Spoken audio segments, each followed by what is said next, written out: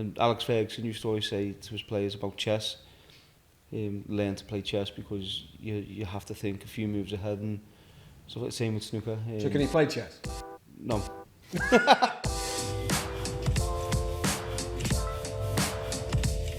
After the first round of group matches, England were bottom of the group after losing to France 2-1 in injury time. It was frustrating. David Beckham had missed a penalty that could have put England 2-0 up, but the nation had seen enough to believe there was still hope. Watching a young and fearless 18-year-old Wayne Rooney running rings past some of the world's best players made England fans believe anything was possible. The Three Lions were moving on to their next match, a must-win game against Switzerland.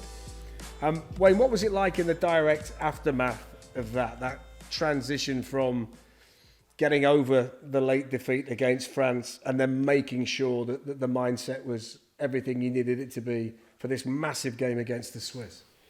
Yeah, it was obviously tough to lose the way we did, and I think the next day when we were talking about it, I think we'd all not agreed, obviously, but I think just talking about the France game and then moving on and focusing then on Switzerland and knowing that we were capable of beating them, we moved on quickly from then.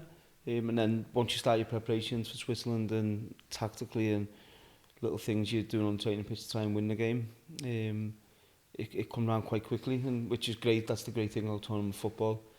The games come around quickly, and before we knew it, we were there at the Switzerland game and ready to go. What was the camp like?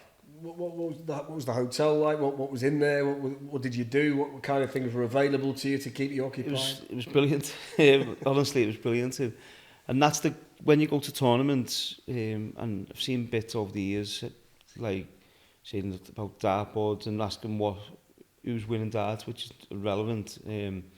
But we had, whatever we wanted. We had pool tables, we had big arcades, with the motorbike things on, like a big, massive, like football manager type thing, snooker, table tennis. So whatever you wanted, really, it was like walking into a big arcade game setting, and you could pass a lot of time up in there. So were there tournaments? Was there an organiser? Did everybody get involved? Everyone was involved, yeah. I think from staff to players, sometimes we do competitions against each other, and 1v1, 2v2s at different, snooker and table tennis and stuff. And so yeah, it was a good way to pass the time, really. And then obviously there was other games on, so we had a good chill out room where you could watch the games which were on TV. So tournament wise, where I said before that earlier on, I get bored in hotels. That's throughout the season, and when you go, because you don't put all this in for just a regular qualifier, for instance. But when you get to a tournament, you have your base. There's so much stuff for you to do, and it's almost impossible for you to get bored. It must be really important, that, because boredom, I suppose it's easy because you're away from home, you're in that bubble, the environment is what it is every day. I find it difficult to comprehend people that would criticise that kind of setup, because you need that freedom, you need that release, don't you? Yeah, you do, and I think Germany do it. It's like we hear so much now about is the players' wives going to get to see the players and that, which is important, and the wives and children. It's important that you see that. I think trying to keep it as normal as possible helps. Whereas I think Germany do it really well. Holland do it, where I think the families are with them until the day before the game, so they're with them the whole tournament. So it's just getting that balance right, and trying to keep it as normal as possible as you can. I think people forget throughout the season, you're with your families every day, apart from the day before the game. So it's not a distraction, it actually helps, you take your mind off football as well at times, which you need to do. Are you particularly good at anything? Are you a great pool player, table tennis? What was the Wayne Rooney forte? Snooker? Yeah, I love snooker. I played it growing up. I used to go and play snooker, so really love it. John Terry was good as well. The two of us used to have good games. But yeah, snooker was probably the one. What's your best break? When I was younger, I think it was 67. That's good. Not now though. But when I was younger, I got 67. Do you see, I find it quite therapeutic watching snooker. There's something about being sat there, on a winter's afternoon. It's cold outside, and the clank of the balls on the telly. Yeah, I find it love quite therapeutic. I love watching it. Clean says to me, how can you watch this? Boring. But no, I love watching. I love the tactical part of it, and it's really interesting. And Alex Ferguson used to always say to his players about chess, learn to play chess because you have to think a few moves ahead, and so like same with snooker. So can he play chess? No. So you didn't listen? So no, I didn't listen on that one, but it's the same with snooker. You know, if you get to a half decent level, you're thinking 2 or 3 shots ahead, and you know, and obviously where you're going to leave the white ball and stuff like that. So, and it's a game you can play on your own as well. What was Sven like around the group? Because he comes across as such a fantastic fella that you can't not like him. Very good tactically, as we know, and one of the best managers in the world when he got the England job. But him as a person around that group, what was he like? It's brilliant. And I think just how calm he was and relaxed he was, and you know, when you're working on the training pitch, he was always quiet. He was always quiet fella. But when you're working on the training pitch, you know that's your work time, and then beyond that, really relaxed. Let the players relax, and unless you know you're doing something you shouldn't be doing, he was, you know, the players could almost do what they want in the round the hotel to within the obviously. Not rules, he never set rules, but within the remit you had to stay in. So he was really relaxed, and all the players loved him. Always got the impression that he was happy to let you be grown-ups. Yeah, and he had that trust with the players, and I think that's really important, because if you go in and you're treating, you know, grown men like kids, then I don't think it works. And I've played for managers where you've got to be in bed at 9 o'clock, for instance, and different things like that, where there's curfews on different things. I think you're asking for trouble when you start doing that, because you're going to get a player, 2 players, whatever it is, missing that curfew. So I think if you give the players the freedom, but also they understand why they're there, what they're there for, I think that's the best way to go. Was he good for you? Yeah, Sven was brilliant, and I'm always grateful, obviously, to Sven for giving me my debut and putting that much trust in me as a young player. But yeah, I think for me he was fantastic, and to be fair, all my England managers were really, in terms, well, not all of them, but Sven, Roy Hodgson was brilliant. Steve McCallum weren't there for that long, and Capello, I think, was difficult for everyone. So yeah, but Sven was brilliant with everyone, not just myself. He was a character too, wasn't he? He'd take the heat off the players every now and again. He could generate a headline on his own, couldn't he? Yeah, no. Didn't need any help there. But I think at that time, that's where the media were at really as well. And what we had at England then, obviously we had Bex, who was massive throughout the world, and Sven, then myself coming through. So there was a lot of spotlight on the England team at that time as well. I think it's 6 tournaments that you played in. Which was the one that had the best atmosphere around it? Probably France in right. 2016, the last one. Was that one or the one in Germany in 2006? They were the 2 tournaments which, firstly, I felt was in Germany, the organisation, everything was perfect, and in France it was very similar. For the Euro, so them 2, everything was right, perfect. What about the worst? South Africa? South Africa, yeah. And was that based on what the tournament was like in general? And how it went? Did that impact it? How it went, of course, but it was strange. Like, the base we had was brilliant. It was probably the best base we've had in terms of pictures, the hotel, everything we were in was perfect. I've seen things come out saying weren't near anything, but you didn't need to be near restaurants or bars because you weren't going to them anyway. I always found it strange. I remember going to the first game against the USA, and we're driving in, and there was no fans at all, and it was pitch black, and it was strange. You're thinking, we're in a World Cup here, or like for instance Germany, there's fans everywhere. France, fans everywhere. You feel that atmosphere in South Africa. You just didn't get that feeling. Did that set the tone? I think there was a few things before that, really. Right. There was issues with Capello and John Terry, and us as players could see that every day coming out, and so I think that really set the tone. Let's have a look at this Switzerland game. So it was only 3 days from France to Switzerland. What's the schedule like for a player when it's such a tight turnaround? Yeah, the day after the France game we do a recovery session. The next day would be a tactical session, and probably going through what we want to do with in possession, out of possession, what the team would be, and then the next day, the morning of the game, you get up and have your breakfast, pre-match meal, get ready and go to the game. So quite quick, not a lot of time to work tactically. You do quite a bit on the video as well, and then before you know it, you're there into the game. One player you did get back, Wayne, for the Switzerland game was John Terry, of course. Yeah, obviously getting JT back in was great. Obviously, great player for quarterback country, so to have him back, I think certainly after obviously losing Rio for the tournament, to get JT back into the team was great for us. There was pressure.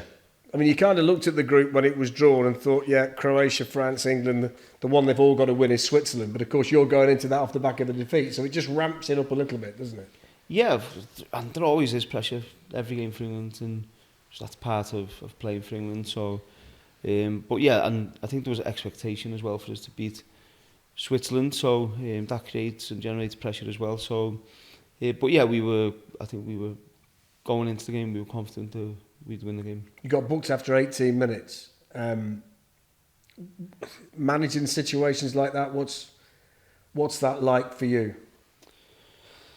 Not always been easy. I think certainly when I was younger, I'd made a few rash decisions. But yeah, I must have done it pretty well that game. Mostly didn't get sent off, but yeah, I always, at that time especially, I played on the edge, and sometimes it helps, sometimes obviously it doesn't, but yeah. You say play on the edge. That's not anything that you can, I suppose, control to a point. That's just in you, isn't it? If you're going to be a player like that, if you're going to play on the edge like that, that's just it's a natural instinct. Yeah, and you'd have moments in games as well, which obviously as we seen in 2006 when I got the red card, but sometimes you can get to a certain point and then you do realise and you're like, okay, I can't go in for this tackle as you would, because you run the risk of getting a second yellow. So, but yeah, normally it wasn't. A lot of my red cards actually were straight red, so it weren't two yellows. So I think I did manage it pretty well once I did get a yellow. I always think as an England fan though, that's what kind of endeared you to the crowd. The fact that I think they would watch you and think, well, I'd do that if I was there. I'd give him a whack as well. I would have gone in like that. So that I always think that was something that kind of drew you more in with the support. You have to obviously get that balance right, of course, but you know, you're playing to win. You want to win, and at times that does boil over. But can you feel yourself going? Do you sometimes have to just take a step back and think, hang on? I can, yeah, and it's like you get like a red mist, and for a few minutes I've gone, and thankfully it's sometimes when I've felt like that, the ball hasn't come near me, or the defender hasn't come near me with the ball, or whatever. So yeah, you do feel it, and that was on the pitch and off the pitch as well. I was like that at that time, and that was just how I grew up, and it was difficult to change that. Within 5 minutes of the yellow card, though, you become the youngest England player to score a goal at the European Championships, Michael Owen's cross, and you're on the end of it. Yeah, it was rare at that time that I scored a header. I didn't score many headers. It was even rarer that Michael crossed it. So no, Michael got a few assists for me, to be fair to him. And yeah, I remember I think it was Bex or Stevie switched it. Michael just did like a little small short cross, went a long cross, and I pulled off the defender and scored the goal to put us 1-0 up. And yeah, I was delighted. Obviously, I think it was the youngest scored in the European Championships history, which lasted about 4 days or something. I think the next game, the Switzerland lad scored, and he broke that record. So, but yeah, just delighted to score firstly in the tournament, but more importantly to put us 1-0 up. What was it like being up there with Michael? Because he'd had that a similar experience to you that you enjoyed at Euro 2004 back in '98 when he scored the goal that we see so often in Saint Etienne, and he burst onto the scene as a young player. Did that help? What was your relationship like with him? Because at that point he was right at the top of the tree. Great, and really good relationship, and I was surprised really because obviously growing up watching Michael, and you see him with his pace running behind, but as I said before, he created a few goals for me where normally when you look at the team and the two of us how we play, normally you'd say he's the one running behind, and he was the number 9 really, and I was number 10 if you like, and as we see on this, he created the goal for me against Croatia. So Michael got quite a few assists for me, so I think we had a good partnership, and we were both threatening and both could score. I think he's actually said tongue-in-cheek that it should have been you crossing for him, not the other way around at that stage. Yeah, but we switch well, and if Michael, like he did then, went out wide, I'd try and fill that space up in the middle of the goal. You would have watched that though, wouldn't you? 1998, you would have seen that goal. Yeah, I've said this many times. I was, again, after that one, I was out on the streets. Were you? Pretending to be Michael Owen, yeah. So to be then playing up front with him was strange. But no, Michael was brilliant. Went to Michael's wedding, got married. Great lad, and obviously played for him later on at Manchester United as well. So it was a privilege really to play up top with him. Yeah. 1-0 at half time, which was fine, but thinking back to that game, I think we'd all agree you've got a bit more in you as a team at that point. Was that just struggling to get it going, or was that the pressure of the occasion? No, I used to always think this, like, what do the fans want here? I used to think, like, I think...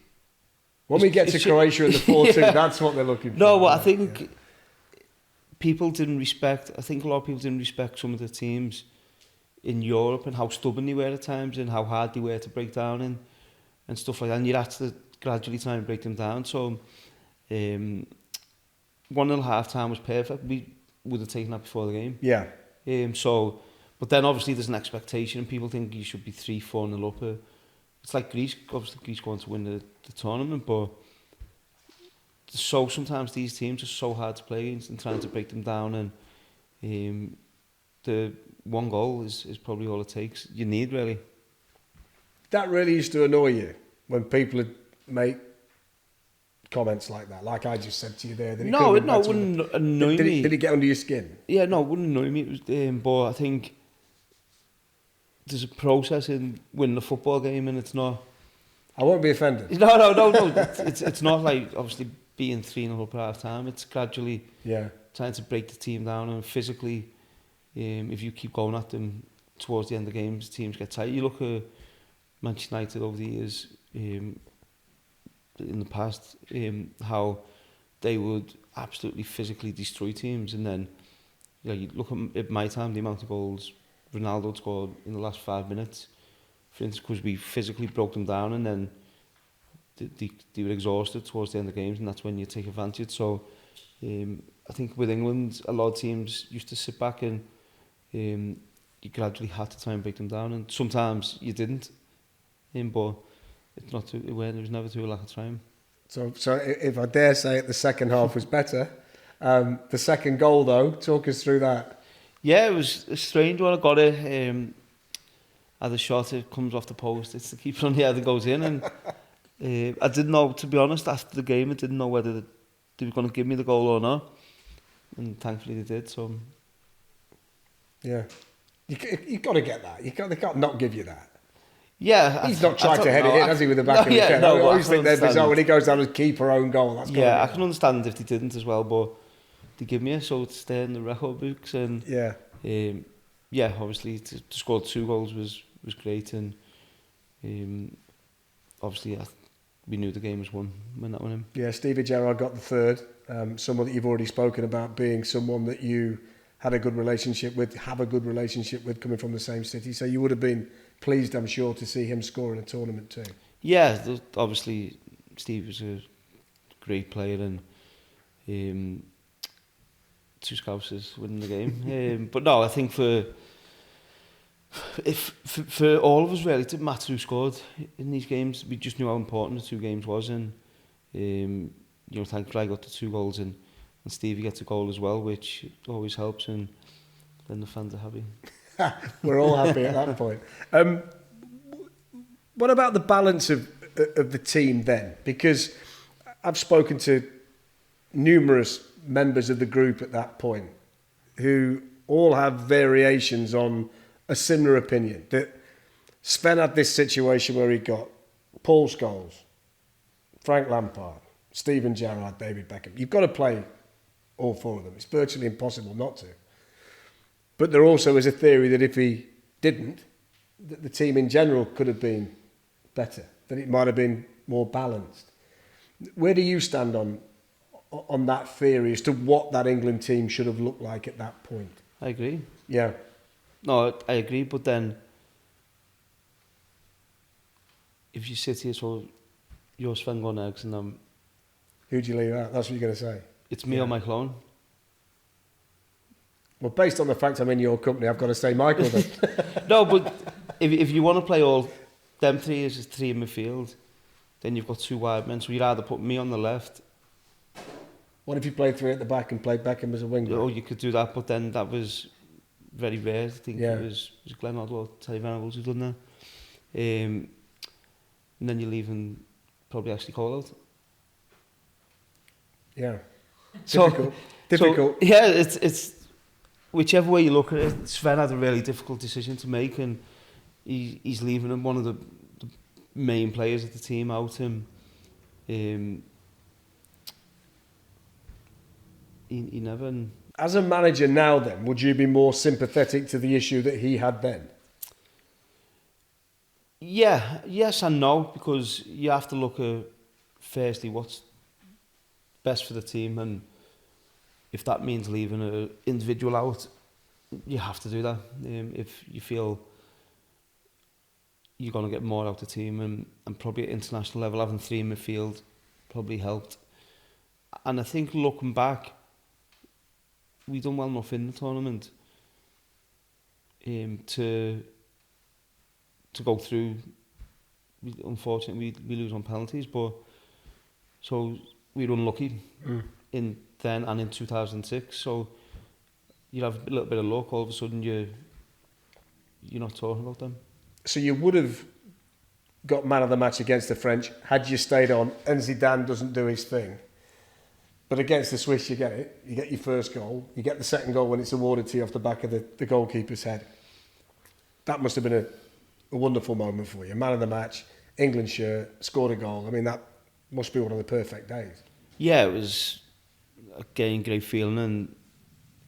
And after the game, we go back to the team hotel, and when walking out, and the man of the match trophies were massive. These big trophies there was, and you go back to the hotel and back to the base camp there, and the mood obviously was a bit different to it was against France, and we had some food again, you relax, and same routine really. You ice baths the next day, recovery session, and then getting ready for Croatia. So, but the feeling around the camp was obviously lifted since the first game. Have you still got the trophy? Do you keep that kind of thing? Yeah, still got it. Still got it. Yeah, still got them.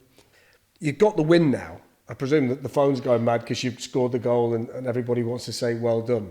Is that the point now where you start to think, right, now we can build momentum from here, 3-0 win, that's what we're all about. We did well against the French.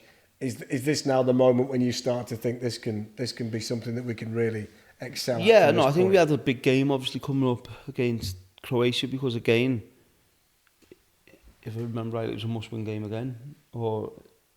So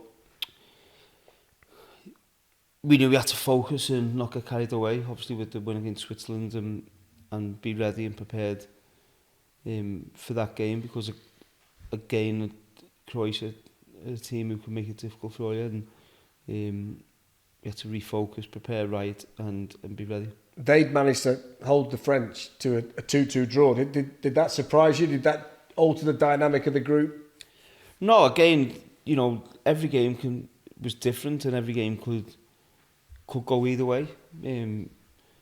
Because, as I said, some of these teams are very difficult to play against and can make it awkward for you.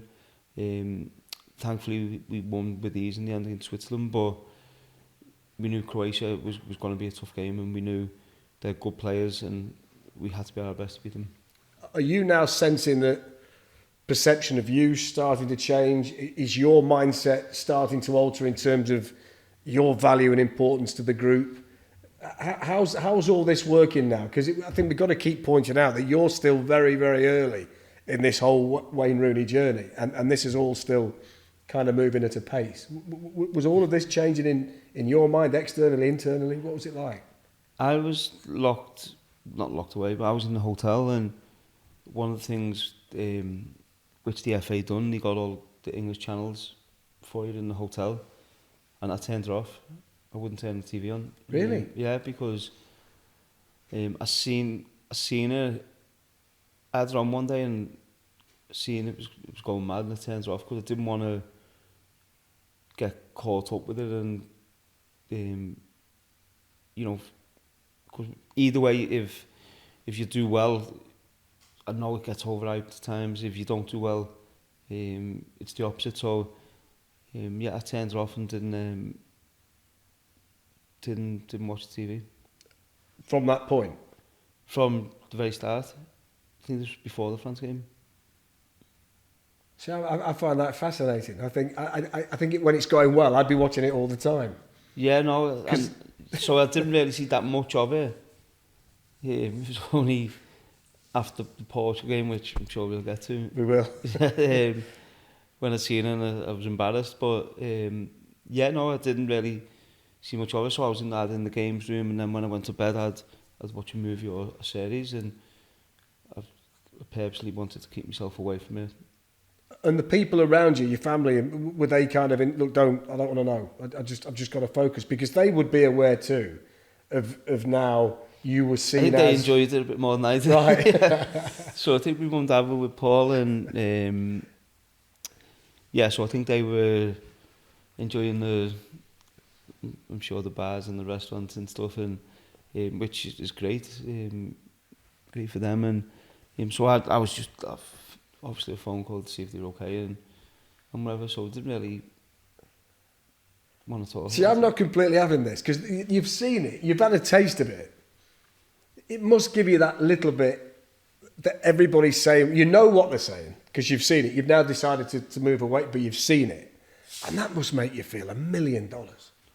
Knowing that that's what the country's saying about you, because that's what when you get there, that's what you want to do. You want to be the player that the country's relying on. Yeah, I know what you're saying, but I just didn't want to get caught up with it all. So, did you not even give it one couple of fist pumps in the room? Nobody could see. I'll be honest. I did when I potted the black when I was a stupid game, but no, honestly, I didn't. And even when I go in the massage room, I'd turn it off. Because if they had it on, I'd turn it off. So, I wouldn't. I just didn't want to get involved or caught up with it, really, to be honest. And because I'd seen stuff, and bear in mind, I'd been there 2 years before in the country, and when England's playing in the World Cup in Brazil, and I knew what that is. And you see stuff what happened with Bex in '98, and so I know. You would have seen what happened to Gascoigne in '96 as well. Yeah, So, but I knew what was there, and so I just didn't really want to, waste energy, right, doing that, and I'd rather just do what I was doing and being myself, really messing around in the hotel, and then obviously when I go to bed, I'll be watching a film or a TV series. And were they still the cheesy ones, the musicals? Or was it? I've said this move before. genres by the Sister Act for like the 100th time before the Champions League final in Moscow. So we used to watch. I think at the time I was watching Glee or something like that. Were you? Yes, like that. Yeah. So. So both Wayne and England were off the mark in Euro 2004. France topped the group on 4 points. England in second place on 3. It was still possible, though, for all 4 teams to qualify going into those final Group B matches. France had to beat Switzerland, but all England fans were thinking about was watching England and Wayne take on Croatia.